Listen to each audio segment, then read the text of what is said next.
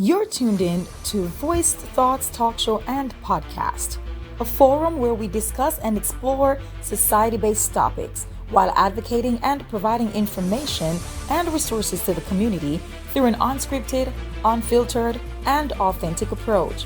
Listen on Spotify, iHeartRadio, Amazon Music, and Apple Music. Watch us on YouTube. Join our Facebook group. Follow us on social media, Instagram, TikTok, and Facebook at Voiced Thoughts Talk Show and Podcast, your society-based channel. Welcome to another episode of Voiced Thoughts Talk Show and Podcast. I'm your host, and my name is Danette Mahabeer-Turner. And today we have an amazing episode lined up for you. But before we get into that, I want to take the time out to highlight our sponsors of this episode. Firstly, we want to highlight our season title sponsor, Evergreens. It's a plant shop, coffee house, and wine bar located at 4677 Alben Barclay Drive, Paducah, Kentucky. Evergreens strive to provide an experience as well as a great cup of coffee. So stop in for a great experience today. Our episode sponsor, Judge James Mills for District Judge 2024. Judge James Mills is on the ballot on November 5th to retain his position as district judge. And of course, Judge Mills is here today as our very special guest. Welcome to the show. Thank you for having me, Danette. Yes, so I know it's crunch time right now. Oh, yeah. How do you feel? I feel good. I think that our campaign has done an excellent job in getting our message out, which is that our court needs a judge that has courtroom experience. And if we don't do that, if we don't have a judge who's got courtroom experience, then our rights and our public safety is at issue and in danger. And so I think that people are starting to get that message. I feel like we're getting the word out. We're reaching a lot of people throughout our whole county from lots of diverse groups. And the response we're getting is fantastic. That's amazing. Thank you so much for sharing that. So Evergreens being the title sponsor of this amazing season, you see that? Oh, yeah. 3. You're like, looking, season 3. So every episode that I do, of course, we're here in the coffee shop right here on Alben Barclay Drive. And Jean, she's amazing, always provide us with 2 featured drinks. So of course, you know, it's the Halloween season. Mm-hmm. So right now you have an amazing green drink. If you want to put it up to the camera, so if you're watching, you can see this. It's a green drink and it's an iced matcha made with blue raspberry and cotton candy flavor. Tell me what you think. Oh. It's really good. It's really good. It's that's fancy. Amazing. I like the spookiness. Oh, the spookiness. I like the green and, you know, the name, Witch's Brew. Yeah. So if you want to try the Witch's Brew, it's an iced matcha made with blue raspberry and cotton candy flavors. Oh, yeah. Okay, so I'm having, which is right up my alley, lattes. I love lattes and I love hot lattes. So hot maple bourbon. Honey, let's try this. That looks really good. Is that as good as it looks? It is really, really yummy. Once again, that's a hot maple bourbon latte. So thank you, Jean and Evergreens, for always, you know, hooking us up with some amazing drinks. So we're going to get right into the nitty gritty. You're in the hot seat today. Oh, for sure. Can you share your judicial philosophy and how it influences your decisions on the bench? For sure. So I didn't just wake up one day and then be a judge necessarily. It was a process of building my way through the court system and literally starting at the bottom. So I was a public defender for almost a decade here in McCracken County, and also got experience in other counties around here. So I kind of grew up in the court system right here doing this. And then I was a prosecutor as well for almost an equal amount of time. So I've been a trial attorney for right at 19 years. Wow. And so I've seen it from both sides. That's amazing. Both prosecuting and defending in the courtroom from the bottom, from disorderly conduct up to the death penalty. So, you know, that brings, you know, the philosophy I have comes from that experience of having seen it from both sides and understanding that both sides have an interest in the goal, which is justice. So, you know, coming from that, my philosophy is all about fairness and neutrality and recognizing that there are 2 different sides of things and giving them both a fair and equal opportunity to pursue their side, whether that's a civil litigation or whether that's a criminal litigation. My philosophy is to be that neutral referee who enforces the rules, doesn't take sides, listens to the evidence before making any decision, and not prejudging anything. And I love that. I think that should be the goal of any judge, is to not be on one side or the other, to be that neutral party that actually comes to court without any preconceived notions at all. Now, that's hard because everyone comes to a courtroom or any situation with some preconceived notions. But I think that a judge has to learn, and it's through experience, to put that aside and to be willing to listen to people, even if they're not like you, even if you don't necessarily understand where they're coming from, but give everybody an equal opportunity to be heard. Thank you so much for sharing that. Being a judge can be very demanding. How do you maintain a work-life balance while fulfilling your responsibilities? Well, being a judge is demanding. It's demanding both in terms of time and in terms of mental energy, because, if you're a judge, you're going to be thinking about the things that come to court long before you get to court and way after. And you're going to be weighing it in your mind. Did I make the right decision? I hope I made the right decision. And before court, you're going to be preparing yourself and thinking, what am I going to need to know before I make that decision? Now, as far as being a judge, and I just have to be honest, it is a demanding job. But before I was a judge, I was a homicide prosecutor. Oh, wow. District court judge is not as demanding as homicide prosecutor, but it is demanding in different ways. But in terms of maintaining the work-life balance, I have to be honest with you, Danette, I'm not doing a very good job of it right now. No, it's okay. And I'm not asking for sympathy, but this is a busy season of life. I've got an election going on. I'm in a new job, which is comfortable because I've done this work before, but I've got 3 kids and they go to 3 different schools. So, my wife is wonderful, and she is shouldering a lot of the burden for our family as far as keeping things together right now, because she understands that it's in our best interest, but in the community's best interest. I love that. To free me up to be able to work on this. But to be totally honest with you, when this season is over and I can be more of a help to my family, it will be a major blessing. Thank you so much for sharing. Describe your role right now as a judge. Well, so district court, and a lot of people don't necessarily understand it, but there are levels to the court system in Kentucky. District court is the bottom rung, right? It is the lowest level of court we have. It doesn't mean it's not important. Right. It is important, and the decisions we make impact people's lives in very real ways. But, we have the circuit court that's like your serious felonies and your big time civil litigation involving a lot of money. Then you got appeals courts and a Supreme Court just in Kentucky. District court is your traffic tickets, your DUIs, your estate cases if a relative passes away, your guardianship if a relative needs taken care of, mental health issues.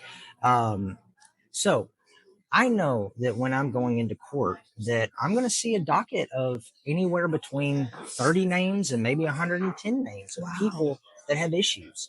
And I have to address each one of those person's issues, and I have to do it in enough of a timely manner, but still being courteous and still being careful that I can resolve things and they can go move on about their daily life, because these are kind of everyday occurrences. And so I'm interacting with people all day long with all kinds of different issues when they come up there. So you have to have a light touch and understand that court is scary for most people. A lot of people don't know what we're talking about. So you need to be able to talk to people in real world terms that that they understand, explain a very complicated process as best you can to help them through it. Because most of these people, they're not bad people. They're just in a bad spot or dealing with a difficult issue. And you also have to be reasonable about their expectations and what my expectations should be from the system. So, somebody comes up in front of me and they've got a speeding ticket. they need to know on the front end that if you get a speeding ticket, it could affect your license in ways you may not necessarily know about. It may not just be, some money. So it's important to, tell them to educate yourself about how this will affect your license so that you don't get your license suspended necessarily and not realize it. And then you're going to get pulled over for a suspended license. You might go to jail, and your life is going to spiral out of control. And I find that just taking that little bit of extra time to listen to people, give them an opportunity to get a lawyer if they need one, for them to ask some reasonable questions, and for them to kind of understand the process helps them get a better outcome, and it helps society get a better outcome. So my job a lot, it's kind of like being a tour guide through the Grand Canyon sometimes. I like that. I like it. I like it. Thank you so much for sharing. Explain the political pressures a judge may experience. Oh my gosh. So one part of being a judge is there's going to be decisions that you make that are right, and are right by the law, and that are right by the facts, that are going to be unpopular. We have in Kentucky, judges are not appointed. I was appointed to fill a vacancy, but ultimately you're going to have to answer for the decisions that you make to the public. And some of those decisions are going to be unpopular, even though they're the right decision. And that's tough. I mean, it's a lot of pressure. You could look forward and see, if I make this decision, I'm going to catch some heat in the press. I'm going to have some people online that are going to badmouth me. I'm going to maybe get some snickers from my friends and family. And there may be people that actually work inside the courthouse who might apply pressure on you to make a certain decision because it affects what their agenda is, whatever that may be. Judge got to be down the middle. Judges got to follow the law and not listen and succumb to that pressure. And if it gets you beat in an election, well, there you go. That's tough. You took the job. And if you don't have the skin that's thick enough to take that heat, then you don't need to have this job. And honestly, you don't get thick skin like that. Nobody's born with it. Right. You know that. Right. Absolutely. Nobody's born with thick skin. You have to be tested and go through the fire and go through real world situations where you've been criticized, where you've been under pressure, where you've had somebody's life in your hands before you understand how to deal with that criticism and not bend to the pressure. I love that. Thank you so much. How do you keep things fair as a judge? I know you've been talking a lot about fairness, so that's probably, not so hard for you to answer. Well, it's not hard, but it takes a lot of effort. It's not hard to answer, but it's hard to do in real practice. Part of it is, going to court with the mindset that, this isn't my courtroom. I may be the judge. I may be setting up there. I may be wearing a robe, and people may stand up when I enter a room and that kind of silliness. But this is the people's courtroom, and that's where we do our business as a society. So if you keep that in mind and be humble, that helps first.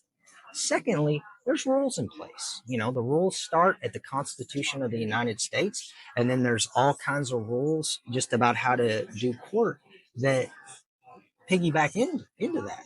And you keep those in mind and follow them. Ideally, it will be a fair situation. But you've got to follow the rules, because if you don't follow the rules, ultimately the game will get out of hand like any other game. And you don't want to think about court as a game, but in a lot of ways it is.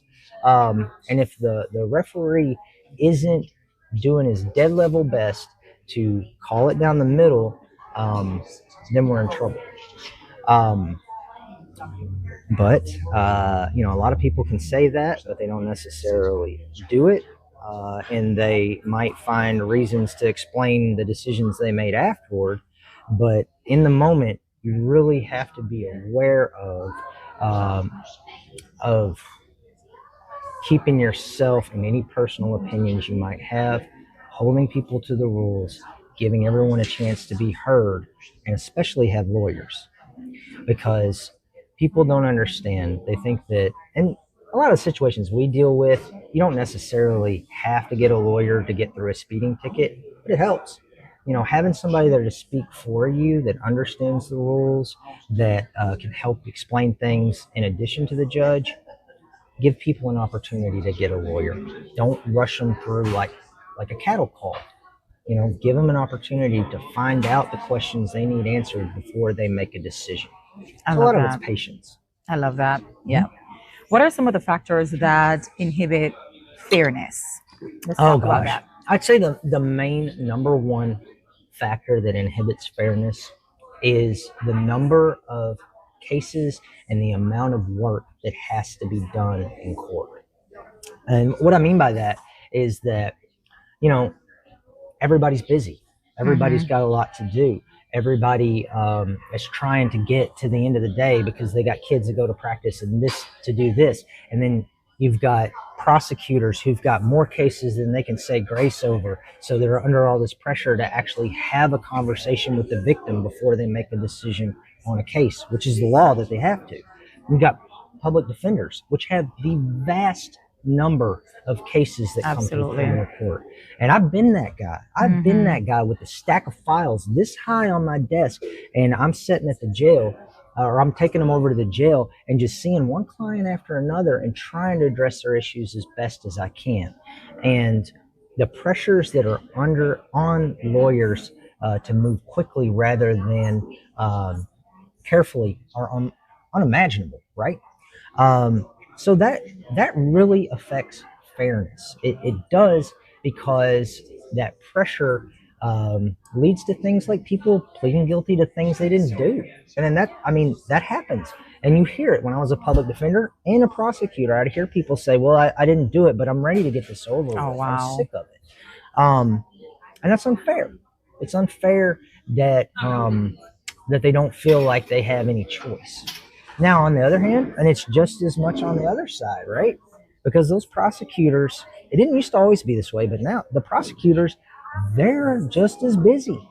And the judges are just as busy. And the clerks are just as busy, because the system has so many cases, but nobody wants to spend money on better courtroom facilities or more assistants or more attorneys. State's doing better than it used to, and doing a better job of fully staffing public defenders' offices and things. But that leads to unfairness, just intrinsically leads to unfairness. And I think that, just having more involvement and more public servants who are willing to go in and handle the people's business would help our system immensely. Awesome. All right. What was it like transitioning from defender to prosecutor, and which was more difficult? That's a good question. Like I said, I did about equal years in both. And they're a different mindset in some ways, and in some ways they're not different at all. So when I was a really young attorney, and the law enforcement who are around my age and the other lawyers, they'll tell you, like, I was a zealous advocate. Like, I went in there and fought my tail off for every single client. I tried to anyway. Now, I did the best I could with what I had. But you get that mindset, but over time you start seeing things, and you start seeing that the world is a little more complex than maybe you initially thought, in some ways, and you grow up a little bit and your zeal kind of lessens. And then, if you get good enough, eventually somebody's going to try to poach you from the other side. And that happens. I used to swear I'll never be a prosecutor, but I went to the prosecution and I learned that if you do it right, and if you really do try to find justice, which is your charge as a prosecutor, you're supposed to find justice. If you do it that way, then you're serving the community just as much as the other side. It's got to take both. There's got to be a defense and a prosecution to come up with some sort of justice. And there needs to be a neutral referee too. Right. And that's how our system works. So I began to realize that, there's victims of crimes. They need a voice. There are, there's people that frankly are getting lost in the system that as a prosecutor, You can be the person who says, maybe this guy needs a shot at some treatment. Maybe this guy could get into drug court. And the prosecutor can play a pretty integral role in facilitating that. You also start seeing things like, as a prosecutor, you get to make a decision on whether or not a case needs to be brought. And you start reviewing the evidence, and you might be, you're a safeguard too. You can say, I'm sorry, officer, I don't think you have enough evidence for this case.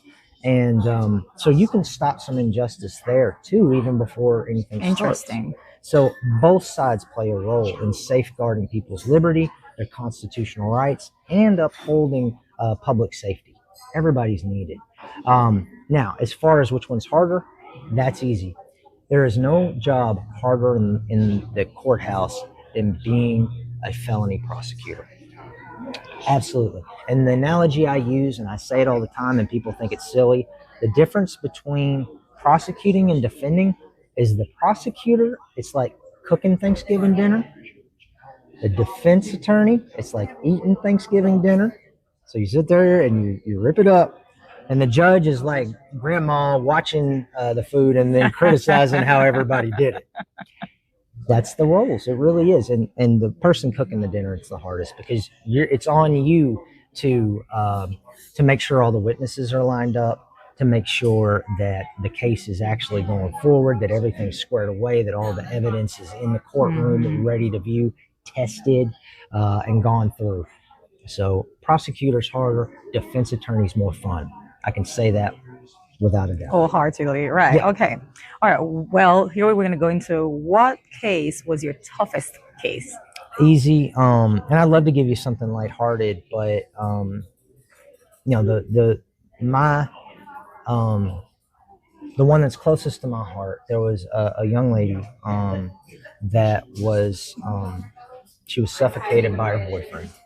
And they had been together since they were both like 14. And this was right before COVID hit. Wow. So, if it had been a year later, probably would have just blamed COVID and not that he suffocated her. Well, it's a weird thing. She's, this happened, but and the police investigated for a long time. And then what the police started noticing is that through their text messages and messages between each other, there was just this ongoing horrific pattern of domestic violence, just horrible. And it kept escalating. And then eventually, he suffocated her. The case went to trial, and it was hard because there was, a ton of doctors who had to come and testify about what happened, and the forensic pathologist and all that, and friends and family to establish this pattern of domestic violence. So there was a ton of witnesses.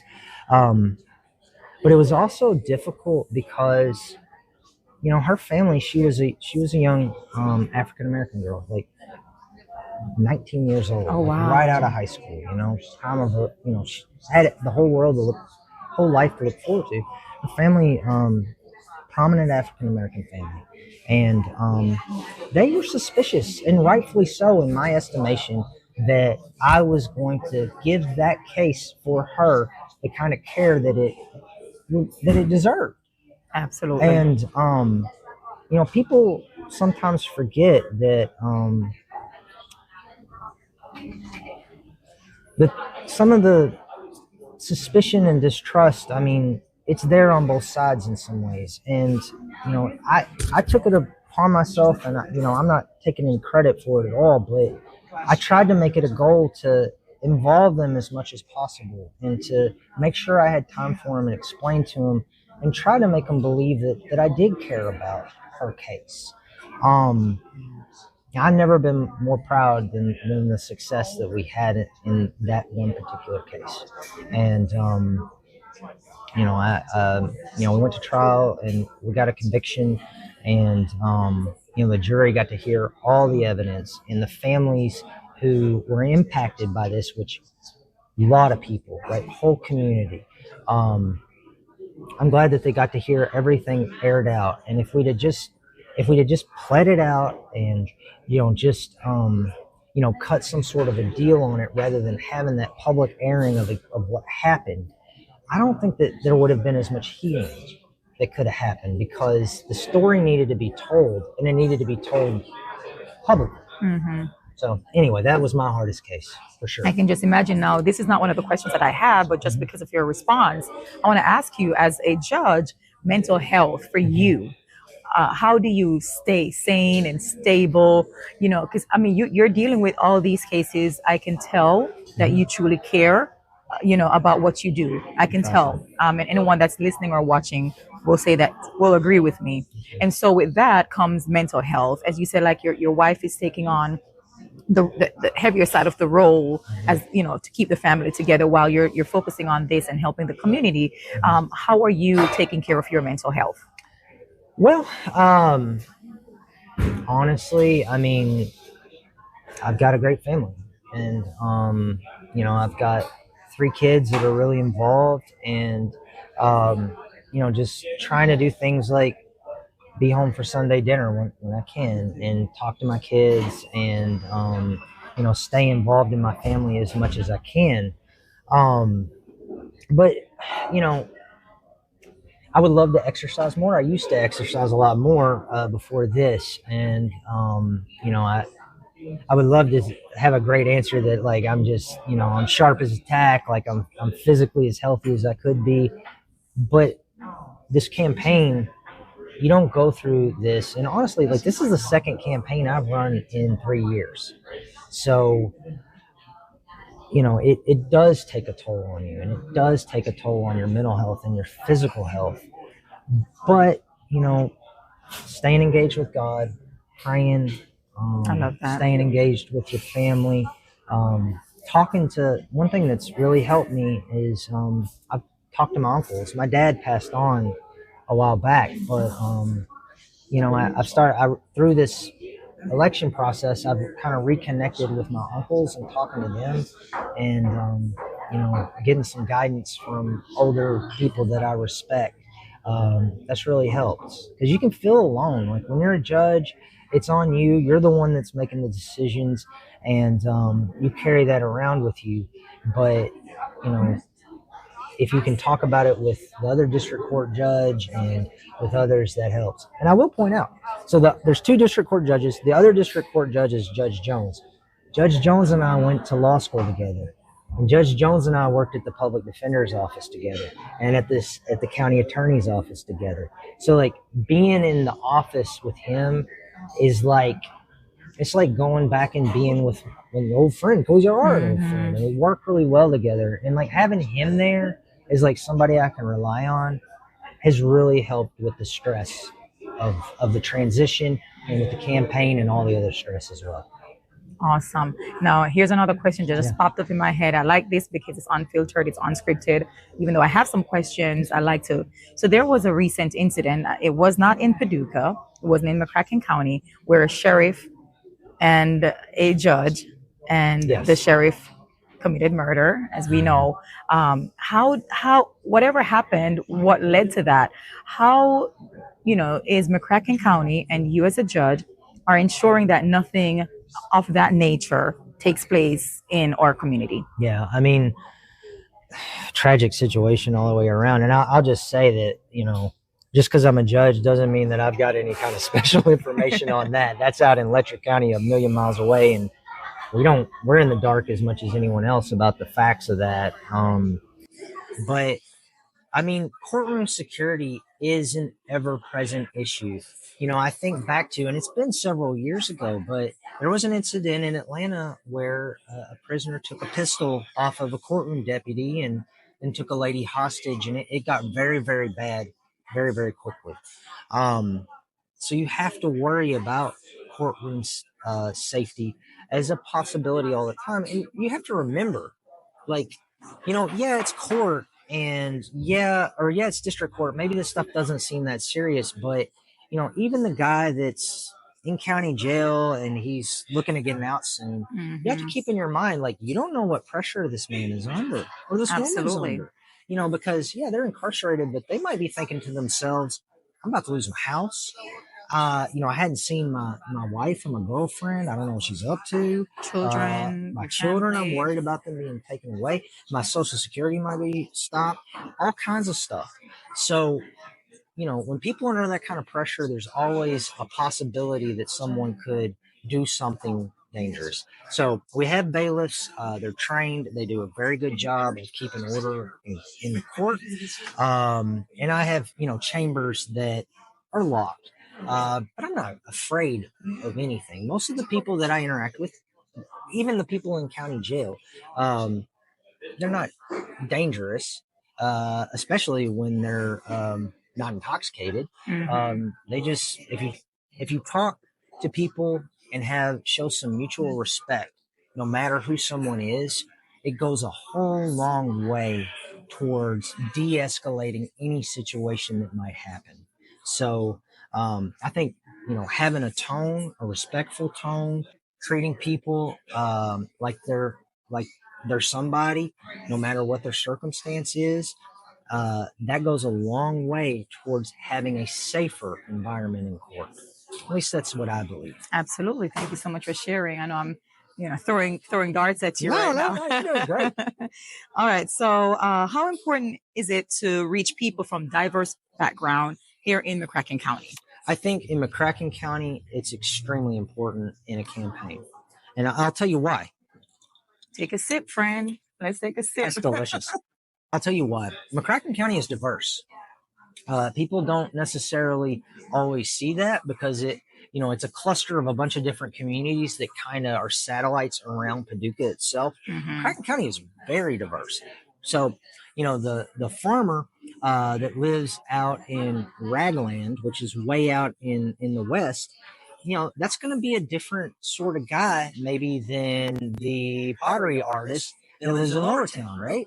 Different, but and then your person that's lives in Roland Town and their family has lived in Roland Town a long time and they graduated from Tillman, that might be different than somebody who grew up out in St. John's and going to St. Mary's and that kind of community. So McCracken County is extremely diverse. It's got a little bit of an urban. It's got a little bit of artsiness. It's got a lot of rural surrounding it. And if you're a judge, you got to be a judge for everyone, right? You cannot be a judge who just represents one section of the community or one group of people or one side of anything. You need to be, as best as you can be, conversant, familiar with, and know how to communicate with and try to relate to as much as you can people that come from a wide variety of backgrounds. If you can do that, then your interactions are going to be better. People are going to understand more what happened. People's rights will be more protected, and you'll have better outcomes in court. But in campaigning, you've got to be able to reach all kinds of communities. And if you leave different sections of people and just not speak to them at all, you can't expect to win because, there's going to be people that they listen to podcasts like yours. They get their information from Facebook, but they don't necessarily watch local television. They don't necessarily read the newspaper. There's going to be some people in our population, they only read the newspaper. They only watch local television. And politics in 2024 requires a candidate who is willing to explore other media than just the traditional media and also be able to, as best you can, address the concerns of a multiple viewpoints. And that's not a bad thing because what that does is it leads to public officials who are better at relating to the entire community. So I'm all for it. Yeah, absolutely. We're almost down to the last question. I promise you. I'm having a great time. Yeah, I have 2 questions left for you. Sure. What do you consider to be the biggest challenges currently facing our judicial system? And how have you addressed these in your role? Here's another part. What will you do differently if you're reelected? Okay. I think those are both very good questions. The biggest issue for the criminal justice system, and frankly, one of the biggest issues in society in general and in our area is drug abuse.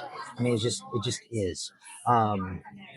And it's just an evolving situation where society is trying to figure out how to grapple with drugs and address it and get people where they can be sober and productive, but also still try to not encourage it or think that it's just okay. Drug addiction, and if you think of it and have the mindset of, well, we're just talking about, some recreational use that doesn't really hurt anybody. People keep coming up with stronger and stronger ways to get messed up, frankly. And right now we've got fentanyl, which is killing people, methamphetamine, which if you get addicted to it, which most people do, it's almost impossible to get off of it, and your relationships are going to suffer mightily. And those are big issues here. And we're trying to figure out, is incarceration the right way, which was the previous model, or is it treatment, or is it some sort of a hodgepodge of both? I think we're getting better with it, because in McCracken County, with the advent of like drug court, where we actually do a community-based intensive treatment for people that addresses not just the drug addiction, but also the societal problems of poverty and trauma and something as small as transportation and housing. It's not small. Those are actually really big barriers to getting clean. That sort of model has helped so many people, and it's effective. Things like we're doing now, the Frankfurt made McCracken County a pilot program for mental health court, which we know that, substance abuse and mental health disorders dovetail into each other all the time. I mean, they're related, just all the time. And, we want that to be successful. We want it to be successful because that's a component of the system that has been missing and can help a lot of people to not reoffend and to start, instead of treating people who are mentally ill like they're criminals, start actually getting them some help so that they don't have to keep going back to jail. And, these sorts of programs, as long as they're not out on an island somewhere where they live or die, whether or not somebody is willing to use them, if you see them as, a patchwork of different ways to address a problem, I think that the court system can go a long way to helping with the issue. Do I think that the court system can fix the drug problem in this country? I don't. But there has to be some reckoning with the damage that that drugs play in families and with people's lives, and some willingness to be open to different sorts of solutions to the problem. And the court system can play a big role in that. So that's a long answer. Oh, yeah, no. And it's very elaborate, and I appreciate you for taking the time out off your busy schedule to be with me today and to answer the questions appropriately. Absolutely. I would say, lastly, what message do you want to convey to voters who are considering your candidacy for re-election?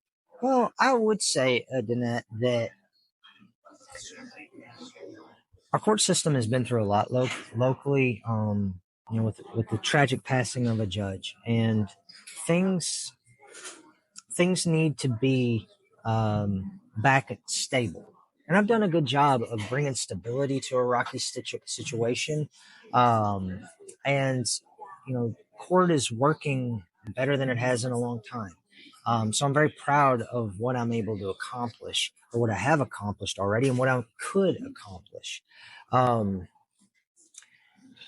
fair to a fault in some ways, but I really do believe that we need a judge who represents fairness to the entire community, that no matter who you are, where you're from, where, what your economic background is, what your religion is, any of that you can get a fair shake in the McCracken District Court. And that, if that reputation gets around, and if that kind of confidence is in the community in what we do in that courtroom, then I think people are going to be more apt to bring their issues to court, not be victimized, hold people accountable when they need to be held accountable, and for people to have trust that things that they care about that affect their lives are going to be handled professionally, fairly, and with dignity. Thank you so very much again, and I wish you all the best with the remainder of your campaign. Thank you, Danette. I know November 5th is right around the corner. I know, I'm ready for it. I know everybody that I've talked to that is running for some type of candidacy, it's just, and I know it's the last leg. So once again, we want to highlight the title sponsor of season 3, the entire season, Evergreen's Plant Shop, Coffee House and Wine Bar, located at 4677 Alban Barclay Drive, Paducah, Kentucky. Evergreens strive to provide an experience as well as a great cup of coffee. So stop in for a great experience. Our episode sponsor, this is episode 6, of course, is our special guest today, Judge James Mills, 4th District Judge 2024. Judge James Mills is on the ballot on November 5th to retain his position as district judge. I want to thank you guys so much for tuning in to this episode. Just to tell you guys where you can watch and listen to Voice Thoughts Talk Show and Podcast. You can watch us on YouTube. You can listen on Spotify, iHeartRadio, Amazon Music, and Apple Music. Be sure to follow us on Facebook. We have Voice Thoughts Talk Show and Podcast Facebook page and Facebook group. Follow us on Instagram and TikTok. I have been your host. My name is Danette Mahabeer-Turner, and I'll see you on the next episode. God bless you.